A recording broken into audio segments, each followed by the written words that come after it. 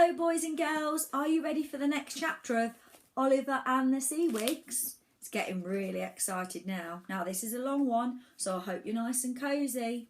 Let me just move my cushions a little bit so I'm nice and cosy. That's better. So chapter 10.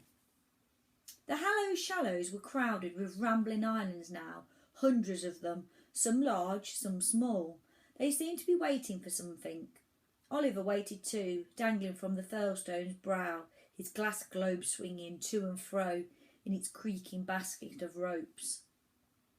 When would the judging begin? Stacey de Lacy was running about busily on the furlstone's head, shouting order at his monkeys while they did their bit of last-minute polishing and tidied scraps of seawig that had been blown squiff by the wind.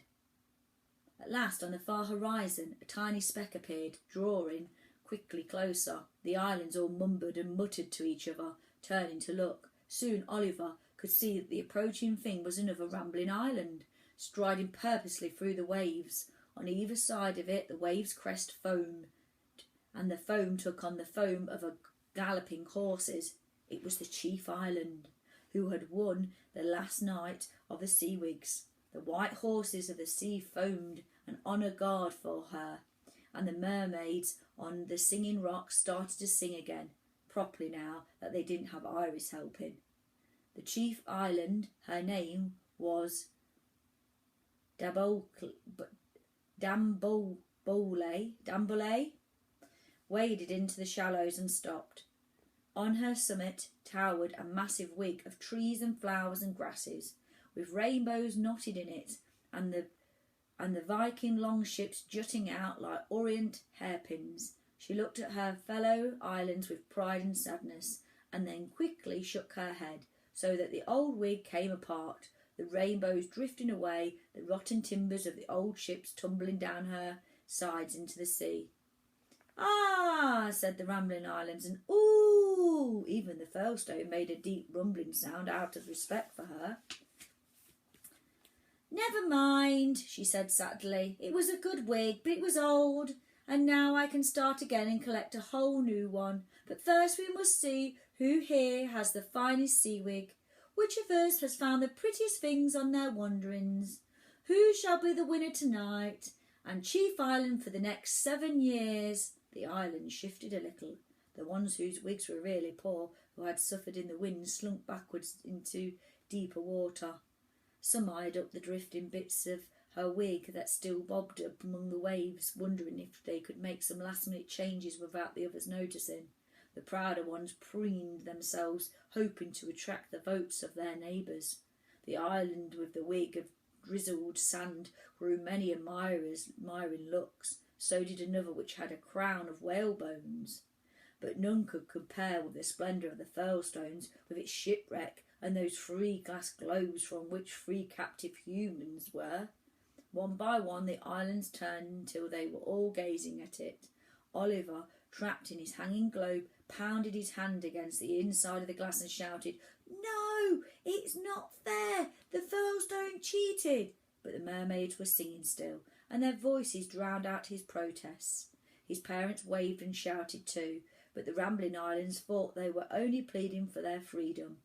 Captive humans, how original! No island had worn captive humans for centuries. "Furlstone," said one of the islands in a deep rumbly voice.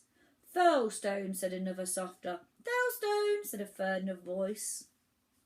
Iris popped up beside the furlstone's left knee, red-faced and breathless, after her hasty swim from the reef. She pointed up at the island and shouted, but there was no one she could make herself heard over the voices of the rambling islands. "Furlstone! Furlstone! Furlstone!"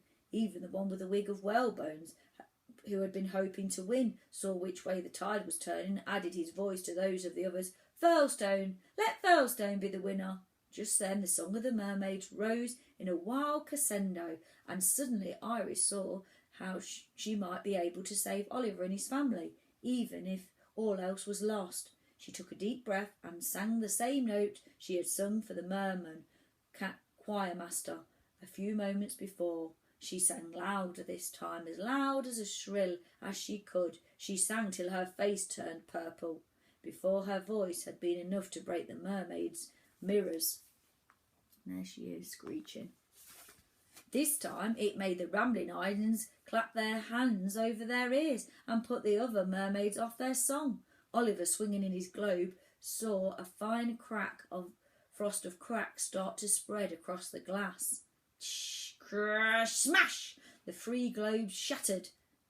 Ice falls of glass cascaded down the Furlstone's cliffs. Into the sea dropped Mr. and Mrs. Crisp. But what of Oliver? Iris peered about, trying not to be distracted by the hoots of the angry islands, who were all outraged that a mere mermaid had dared to interrupt that solemn moment. Ah, there he was, clinging to a root which jutted from the Furlstone's rocky forehead. But just as Iris saw him, a great smother of foam came down on her. The Furlstone turned towards her, swirling the skirts of the sea. Stupid, fat mermaid, you spoiled my wig! Iris darted out of the way as the Furlstone's huge foot tried to smash her and squash her to pieces. She plunged down under it almost to the silver sand of the sea floor and then rose upon the other side. As she broke the surface there, Mr. Culpepper came flapping over her, squawking, "Here they are!" She saw Mr. and Mr. Crisp clinging together, tossed up and down like 2 corks on the waves which the angry island was creating.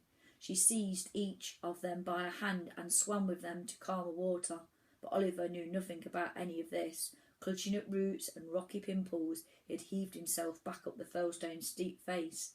There he saw sea monkeys running in every direction, while furious Stacey Lacey kicked them like furry green footballs. "It's all gone wrong," Stacey raged. "We'll be disqualified unless..." roared the Furlstone.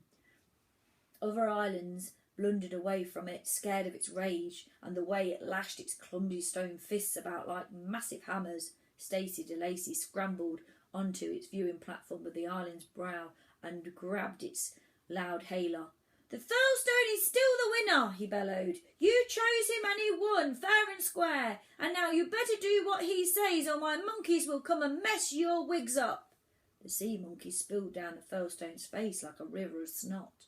They spread across the ocean, gibbering with wild glee as the waves lifted them up and down. But above the shouting of Stacey de Lacey and the roars of the Furlstone, the hoots of frightened islands and the squeals of the monkeys, a new voice boomed out. "Stop!" it said. The Rambling Islands looked around. The monkeys too. Even the Furlstone stopped roaring and glanced over its huge stone shoulder. Another Rambling Island had arrived, a small and shabby one, with nothing on its head but the sad remains of a wig and a confused narwhal which had just scooped up. At the sight of him, Iris jumped clean out of the water and turned a cartwheel above the Crisp elders' heads. Oliver, looking down from the Furlstone's brow, grinned a great grin to himself and whispered, "Cliff!" Cliff stood up as tall as he could, and the narwhal fell off his head.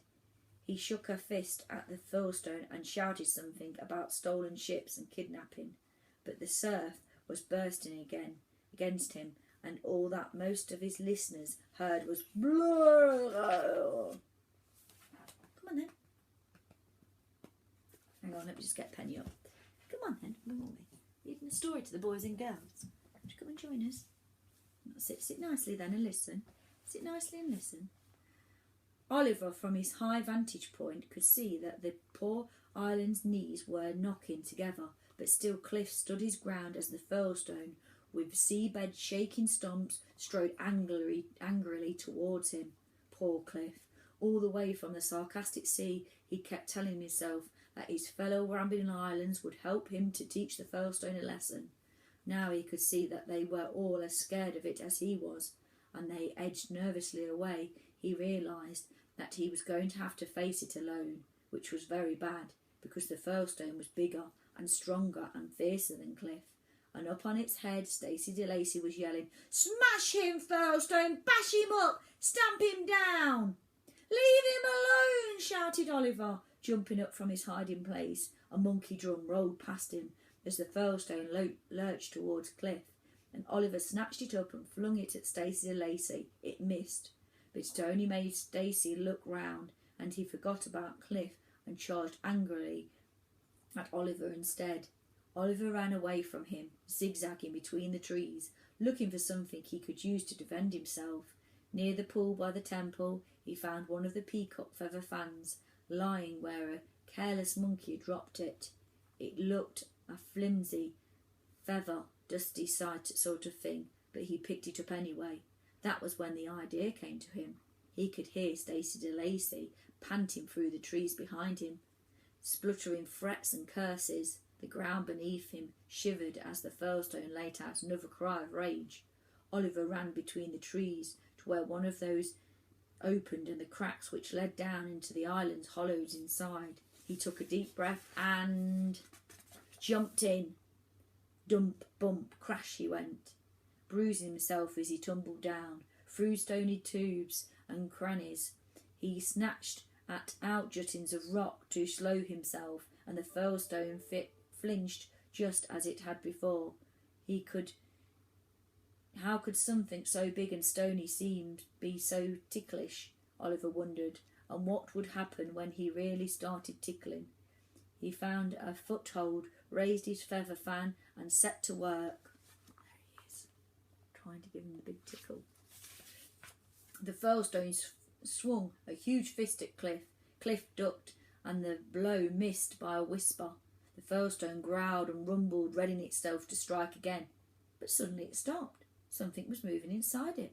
Something that tickled. It writhed. A shipwreck dropped off its wig and splashed into the sea. Said the furlstone, or something along those lines. Another ship fell, the water mole this time. It landed near the spot where Mr. and Mrs. Crisp were treading water, and Iris hustled them aboard it. "Stop it!" howled the furlstone, but Oliver wouldn't stop. Deep in the bad old islands inside, he tickled and he tickled, mercilessly, jabbing his feather fan in all the cracks and all the bits he could, wiggling and jiggling in there. The furlstone clutched its side and howled. It stumbled and staggered, throwing up sheets of spray, making waves which slapped against the faces of the other rambling islands and rocked the water mole and her passengers wildly up and down. A stone head tumbled off the furlstone's summit. The last few monkeys jumped off the cliff like rats abandoning a sinking ship, cannonballing into the water. The ancient temple quivered, cracked, crumbled. Bits and pieces of it cascaded past the furlstone's face to smash into the water. Other bits of his wig came loose too. Reefs of seaweed, boulders, trees. "You vandal!" Stacey Lacey screamed, dodging a toppling stone head and shouting down the crack that Oliver had vanished into. "You spoil sport! You're ruining everything!" Down beneath his feet, Oliver just went on tickling and tickling, until with a crack, a black crack opened, splitting the furlstone's summit in two. Other smaller cracks spread out from it. Stacey de Lacy watched in horror as they surrounded him. More cracks and groans and strains. Sounds filled the air. The furlstone had quaked and quivered and shuddered and shaken so much that it was coming completely to pieces. Down on the water, Iris and the Crisps watched cracks cover the furlstone's stupid, startled face like a black net. Then in a sliver of shards and a cloud of dust and an upflung spray, the rambling island exploded. For a moment they saw Stacey de Lacy clinging to the top of one fragment, yelling as it toppled. For a moment they thought they saw Oliver tumbling free with a big feather fan flapping like a wing above him. Then the spray hid everything. Now you can see it all coming apart. There it is, look.